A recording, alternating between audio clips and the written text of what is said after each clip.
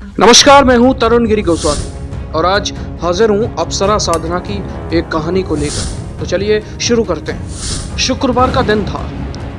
दिन ढलने के बाद आकाश ने ठंडे पानी में स्नान किया और साधना में इस्तेमाल होने वाली सामग्री को एक झोले में भरा। लाल रंग के अघो वस्त्र को पहनकर नंगे पांव ही शमशान भूमि की ओर निकल पड़ा। रात का अंधेरा था। शमशान भूमि में सन्नाटा पसरा हुआ था। आसपास के उल्लुओं सियारों के रोने की आवाज आ रही थी। शमशान भूमि में नदी के किनारे पहुंचकर उसने एक लकड़ी के पटले पर आसन लगाया और इत्र की शीशी निकालकर आसपास के वातावरण को सुगंधित करने के लिए इत्र से नहला दिया। साथ लाए हुए चमेली के फूलों को उसने कुछ दूर तक सजावट की और आसपास में बिछा दिया और आखिर में अपने शरीर पर इत्र छिड़क कर वो पटले पर बैठकर साधना के मंत्रों का उच्चारण करने लगा। कहते हैं सुगंधित वस्तुओं से प्रेत बहुत जल्दी आकर्षित होते हैं। उसने इंटरनेट पर बहुत सारे खतरों के बारे में पढ़ रखा था, किंतु किसी प्रेत के सामने आने पर कैसा अनुभव होता है उसे अभी तक नहीं पता है। डाकिनी, शाकिनी और यक्षिणी साधना के बारे में हमने कई कहानियां सुनी हैं, लेकिन इनके अलावा तंत्र शास्त्र में एक और साधना है जिसका नाम अप्सरा साधना है। अप्सरा साधना 27 दिनों तक की जाने वाली साधना होती है। इस साधना में साधक स्वर्ग लोक में बसने वाली किसी अप्सरा को अपने मंत्र जाप से प्रसन्न करने का प्रयास करता है। एक सुंदर स्वरूप स्त्री है जो देवलोक की नृत्यांगना है। जब धरती पर कोई साधक विशेष मंत्रों की सहायता से उन्हें धरती पर बुलाता है तो वे मजबूरन उनके समक्ष प्रस्तुत होती हैं और फिर अपने साधक को आशीर्वाद स्वरूप उसकी सभी इच्छाओं को प्राप्त करने का वरदान देती हैं। देखने और सुनने में ये सभी बातें जितनी सरल लगती हैं, सुलभ लगती हैं और आकर्षक लगती हैं, वास्तव में इसका अनुभव उतना ही खतरनाक होता है। यह लगातार तीसरा प्रहर था जब आकाश पूरी रात अपने मोबाइल पर न जाने क्या स्क्रॉल कर रहता था। उसे जैसे किसी चीज की तलाश थी। दिन गुजर जाते थे लेकिन रातें उसे बेचैन करती थी कि बेचैनी बर्दाश्त बाहर हो जाती थी और वो बस अपने लैपटॉप या मोबाइल पर कुछ ना कुछ सर्च करता रहता था। छोटे शहर के बड़े सपने देखने वाले लड़कों के ये कोई पहली घटना नहीं थी। आकाश बिहार के एक छोटे से शहर से था। अपने गांव में ना चमक दमक देखी थी, ना बड़े शहरों जैसा खुलापन। जब नौकरी के सिलसिले में मुंबई आया तो वहां की चमक से उसकी आंखें चौंधे आने लगीं। तेज गति से भागते शहर में तितलियों सी खूबसूरत और आकर्षक लड़कियां जिन्हें देखकर उसके दिल में हलचल सी मच जाती थी। मुंबई आए कुछ ही महीने बीते थे उसे कि एक रोज आकाश की मुलाकात मोना से हो जाती है। मोना मुंबई की आजाद ख्यालों की लड़की थी। हेलो कहते ही गले लग जाना, देर शाम तक समय साथ बिताना आकाश को ये बहुत अच्छा लग रहा था। मोना साथ होती थी तो आकाश को बड़ा खूबसूरत लगता था।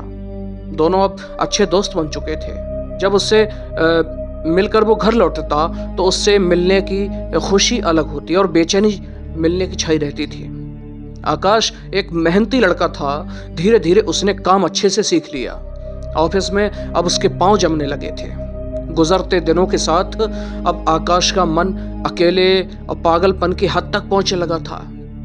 सोते जागते बस उसे मोना ही नजर आती, लेकिन वो भूल चुका था तितलियां जितनी आकर्षक होती हैं उतनी ही क्षणिक भी। उन्हें मुट्ठी में कैद कर लेना संभव ही नहीं है। आकाश के ओवर पजेसिव बिहेवियर से मोना को घुटन होने लगती है। इसलिए 1 साल के रिश्ते के बाद अचानक मोना ने आकाश से वो कहा जिसे वो कभी स्वीकार ही नहीं करना चाहता था।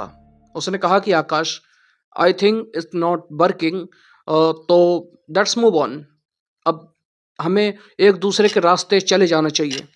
आकाश के कानों में ये शब्द हथौड़े की तरह लगे। वो मोना के बिना जी नहीं सकता था।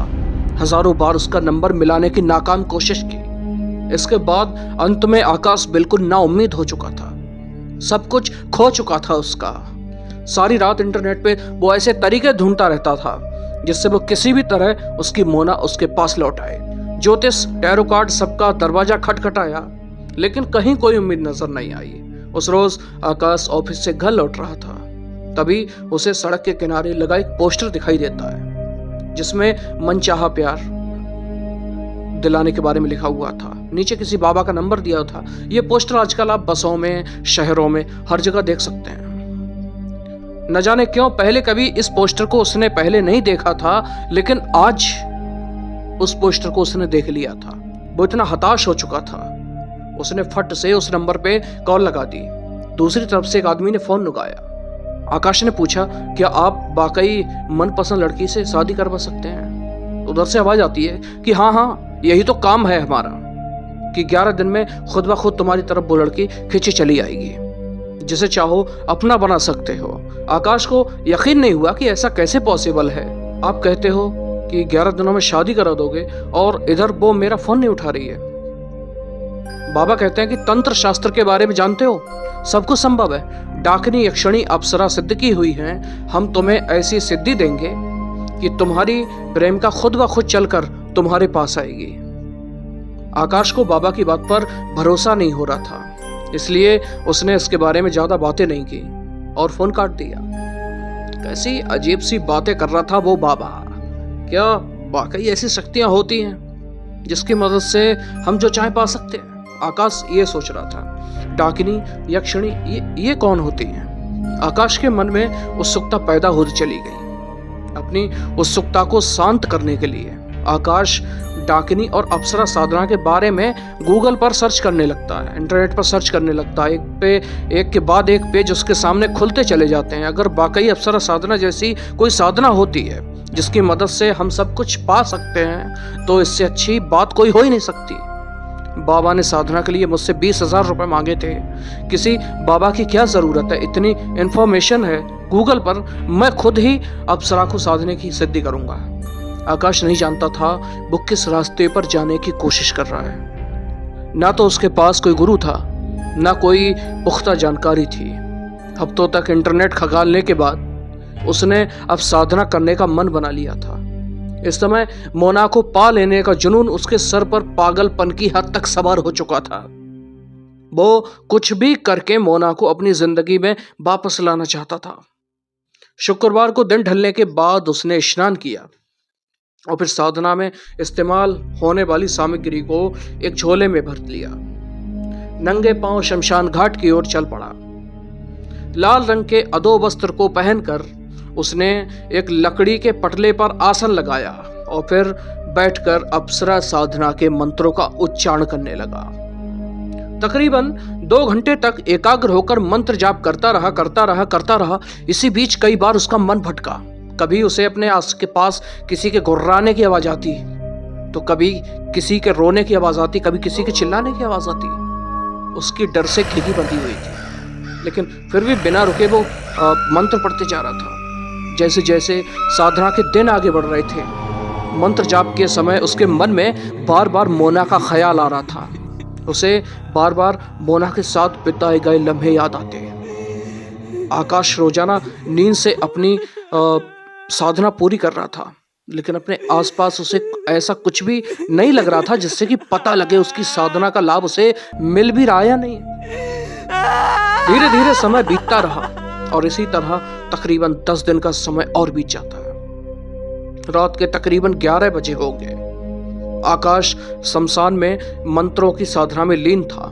एकाएक उसे एहसास होता है उसके आसपास की महक उसे बहुत तेज हो गई है। ये गंध इतनी तेज थी कि उस गंध में सांस लेना भी दूभर हो रहा था। देखते ही देखते चारों ओर ठंड बढ़ने लगी। वातावरण में इतनी ठंडक थी कि आकाश का शरीर नीला पड़ने लगा था। कुछ ही दूर किसी स्त्री का भयानक अट्टहास उसके चारों ओर गूंजने लगा। आकाश इस समय जो कुछ भी महसूस कर रहा था वो उसकी कल्पना से परे था। उसने तो एक अप्सरा को पाने के लिए साधना की थी, किंतु इस समय उसे जो हंसी सुनाई दे रही थी वो इतनी भयानक थी कि किसी की भी रोंगटे खड़े करने के लिए पर्याप्त हो। वहां का वातावरण इतना भयावह हो चला था कि अब वहां एक पल भी ठहरना आकाश के लिए मुश्किल हो रहा था। अचानक ही आकाश को अपनी कमर पर किसी का स्पर्श महसूस होता है। ऐसी आवाज सुनाई देती है, जैसे कोई स्त्री कोई भारी भरकम पायल पहनकर यहाँ से वहां दौड़ रही हो। लगता है मेरी साधना पूरी हो गई है, आकाश ने सोचा। जरूर ये पायल की आवाज अप्सरा का है। मुझे आंखें खोलकर उसके दर्शन कर लेने चाहिए। ऐसा सोचकर आकाश उन मंत्रों को बीच में रोककर अपनी आंखें खोल लेता है और जैसे ही गर्दन घुमाकर देखता है उसे अपने सामने एक 8 फुट की भयानक चेहरे वाली स्त्री दिखाई पड़ती है, जिसे देखकर उसकी चीख निकल जाती है। आकाश के पूरे बदन में झुरझुरी पैदा हो जाती है। एक 22 साल का नौजवान जिसने अभी अभी ना किसी मायावी चीज को देखा हो, उसकी मानसिक स्थिति का आप अंदाजा तक नहीं लगा सकते उसके क्या बीत रही थी उस पर। उसके पैर जम चुके थे, अपनी जगह पे हिल नहीं पा रहा था वो। तभी वहां का वातावरण एक बार फिर बदलता है। वो तेज सुगंध वहां से गायब हो जाती है। एक पल पहले तक दिखाई देने वाली मायावी स्त्री अब आंखों से ओझल हो चली थी। शमशान भूमि में अब चारों तरफ धुआं ही धुआं नजर आ रहा था। इतना सब देखने के बाद आकाश के अंदर उस जगह रुकने की एक शक्ति नहीं बची थी। सामग्री को छोड़कर वो दौड़कर अपने घर पहुंचा, अपना दरवाजा बंद किया और चैन की सांस लेता है। उसका दिल बहुत जोरों से धड़क रहा था। आकाश बहुत बुरी तरह से डर चुका था, लेकिन फिर भी कुछ समय बाद जब वो सामान्य होता है तो उसने तय किया कि वो अपनी बची हुई साधना को अपने घर में रहकर ही पूरा करेगा। अगले दिन रात के 9 बजे एक बार फिर से वो साधना करने के लिए बैठ जाता है। अभी कुछ समय बीता था कि उसे अपना दरवाजा बहुत जोर जोर से पीटने की आवाज आती है। वो कुछ देर तक उस आवाज को नजरअंदाज करने की कोशिश करता है, लेकिन दरवाजा पीटने की आवाज बहुत तेजी से बढ़ती जा रही थी। तभी उसका मोबाइल बजता है। इस बार वो मोबाइल की आवाज कोई नॉर्मल आवाज नहीं थी और एक नजर मोबाइल की स्क्रीन पर देखता है। इग्नोर नहीं कर पाता है। स्क्रीन पर मोना का नाम दिखाई दे रहा था। आकाश को अपनी आंखों पर यकीन नहीं हुआ। जिस लड़की को उसने पिछले 2 महीने से न जाने कितने हजार बार फोन किया था, कितनी रात गए, अचानक उसका नंबर मोबाइल की स्क्रीन पर देखकर वो खुद पर काबू नहीं रख पाता है और लपक कर फोन उठा लेता है। उधर से आवाज आती है मोना की, आकाश कि तुम घर पर नहीं हो, कब से तुम्हारा दरवाजा पीट रही हूँ, तुम दरवाजा नहीं खोल रहे हो। मोना की बात सुनकर आकाश वहीं के वहीं पिघल जाता है, अपने आसन से उठ जाता है और जाकर दरवाजा खोल देता है। दरवाजा खोलते ही सामने मोना को खड़ा देख आकाश के आश्चर्य का कोई ठिकाना नहीं था। उसे अभी भी अपनी आंखों पर यकीन नहीं हो रहा था। मोना कहती है, अपने घर के अंदर नहीं बुलाओगे या यहीं से भेज दोगे? आकाश बोलता है, प्लीज आओ ना, तुम कहाँ चली गई थी? मैंने तुम्हें बहुत मिस किया। तुम सोच भी नहीं सकती कि इतने दिनों में मुझ पर क्या बीती है। फिर से तुम अब तो नहीं जाओगी? मोना कहती है कि मैं अब कहीं नहीं जाऊंगी, जहां भी जाएंगे हम साथ में जाएंगे। आकाश कहता है, साथ में?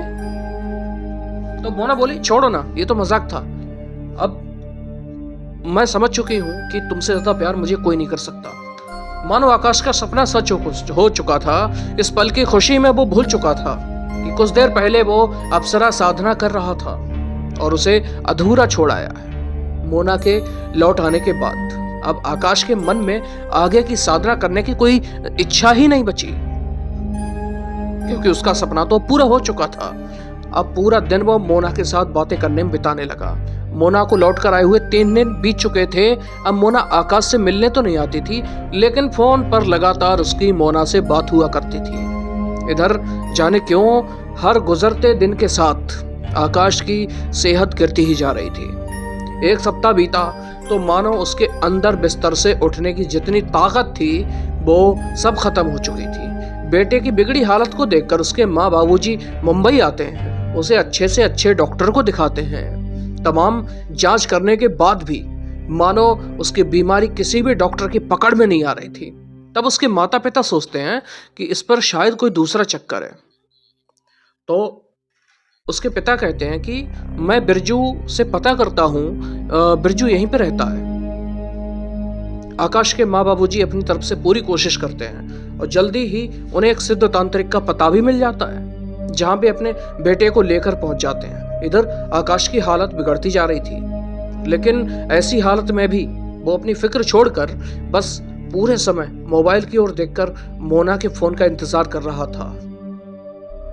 माँ कहती है कि बाबा, ये मोना के चक्कर में लड़का बावला हो चुका है। मुझे लगता है उस करमजली ने ही कोई जादू टोना करवाया इसके ऊपर। लड़का कहता है, अरे माँ, तुम कैसी बातें करती हो? मोना क्यों जादू करेगी मुझ पे? वो तो महीने पहले मुझे छोड़कर चली गई थी, लेकिन मैं नहीं जी सकता था उसके बगैर, इसलिए मैंने उसे पाने के लिए अप्सरा साधना की। मेरी साधना का फल मुझे मिला और मोना लौटकर मेरे पास आ गई। लेकिन पता नहीं क्यों ना तो अब वो मुझे फोन कर रही है, ना ही मेरा फोन उठाती है। माँ कहती है कि लड़का पूरी तरह से पागल हो चुका है। उसकी माँ कहती है कि इसके दोस्त ने बताया था कि सप्ताह भर पहले इसके पास आ गई थी, शादी का वादा किया था, कहती थी उम्र भर साथ निभाएगी, लेकिन अब 3 दिन से उसका कोई पता नहीं मिल रहा है, ना फोन उठाती है ना मिलने आती है। तो वो लड़का कहता है कि आंटी, ये पॉसिबल कैसे है? मोना तो इंडिया में ही नहीं है, यूएस गई हुई है पिछले 1 महीने से। मेरी कल बात हुई थी, उसे भी आकाश की ऐसी हालत पर दुख है, लेकिन जो भी आकाश कह रहा है वो सब झूठ है। ना तो मोना इससे मिलने आई है, ना उससे कोई बात की है, झूठ बोल रहे हैं सब के सब। आकाश कहता है, मैं सच कह रहा हूँ। फिर बाबा से कहता है कि बाबा, महीनों तक मोना का इंतजार करने के बाद एक एक पल उसके बिना मुश्किल होता जा रहा था। जब सारे दरवाजे बंद हो गए तो मैंने तंत्र मंत्र की सहायता से मोना को अपने पास बुलाने का, और आकाश ने बाबा को अपनी सारी बीती सुना दी। तब बाबा कहते हैं, बिना किसी गुरु के मार्गदर्शन के तुम इतनी बड़ी शक्ति से उलझने के लिए निकल पड़े? अरे मूर्ख हो तुम। ऐसी ही आधी अधूरी जानकारी लेकर तुम्हें लगा था कि तुम अप्सरा को साध लोगे। तुम जानते भी हो कितनी बड़ी शक्ति के साथ टकराने की हिम्मत की है तुमने। आपके बेटे की मृत्यु निश्चित है। अब तो सिर्फ ईश्वर ही आपके बेटे की रक्षा कर सकता है। क्या आप जानते हैं कि आपके बेटे ने क्या किया है? इसने 27 दिन की साधना का संकल्प लिया और उसके बाद साधना शुरू की, जिसका अपने मन पर नियंत्रण नहीं है वो मनुष्य कभी भी कोई सिद्धि प्राप्त नहीं कर सकता। जब अपने मंत्रों की शक्ति से हमें किसी बहुत बड़ी मायावी शक्ति को बुलाते हैं तो शक्ति से पहले मंत्रों की ऊर्जा से आकर्षित होकर भांति भांति के भूत प्रेत पिशाच और छलावे आकर हमारे धैर्य की परीक्षा लेते हैं। अप्सरा किसी के भी सामने ऐसे ही प्रकट नहीं हो जाती है। बिना सही मार्गदर्शन के इस तरह की शक्तियों को आमंत्रित करना अपने विनाश को आमंत्रित करने के समान होता है। बहुत बड़ी भूल की है तुमने। तुम्हें क्या लगता है ये अप्सरा डाकिनी या किसी के गुलाम बनकर रहना चाहती हैं? किसी भी साधक को सिद्धि प्राप्त हो उससे पहले ये तरह तरह से साधक के धैर्य और एकाग्रता की परीक्षा लेती हैं। जिसे तुम मोना समझ रहे हो वो मोना नहीं है, बल्कि तुम्हारे मंत्रों से आकर्षित होकर आने वाला कोई पिशाच था। उस लड़की के मोह में तुमने अपनी साधना अधूरी छोड़ दी और साधना अधूरी छोड़ते ही वो पिशाच तुम्हारे ऊपर हावी हो चुका है। अब वो पिशाच आने वाले 3 दिनों के अंदर इसे अपना शिकार बना लेगा और अपने साथ ले जाएगा। इसलिए उसने कहा था कि तुझे छोड़कर कहीं नहीं जाएगा, बल्कि तुझे भी अपने साथ ले जाएगा। बाबा की बात सुनकर आकाश की आंखों में आंसू बहने लगते हैं। बाबा, बहुत बड़ी भूल हो गई मुझसे बाबा, आप ठीक कहते हैं। न जाने क्या हो गया था मुझे। मोना को पाने के जुनून में मैं सही और गलत के बीच अंतर करना भूल चुका था। बहुत बड़ी गलती कर दी मैंने, मुझे बचा लीजिए बाबा। आकाश की किस्मत अच्छी थी कि वो समय रहते एक सिद्ध तांत्रिक के पास पहुंच चुका था। बाबा ने अपने तंत्र बल से आकाश को उस पिशाच से मुक्ति दिला दी। पिशाच से मुक्त होने के बाद बाबा ने 5 दिन तक आकाश के एक घर पर यज्ञ कराया, अप्सरा साधना में हुई भूलों के लिए क्षमा मांगी। तब जाकर आकाश ठीक होता है, उसकी हालत में सुधार होता है। आकाश की जान बच गई, यह भी एक चमत्कार था, क्योंकि आकाश को बाधा मुक्त करने के बाद अचानक बाबा दिखाई देने बंद हो गए।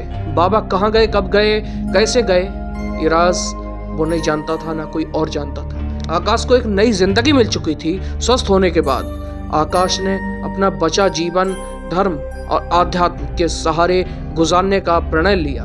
तो कहानी कैसी लगी है कमेंट बॉक्स में हमें जरूर बताइएगा। मिलते हैं कल अगली कहानी के साथ, तब तक के लिए नमस्कार, जय हिंद, राधे राधे। है।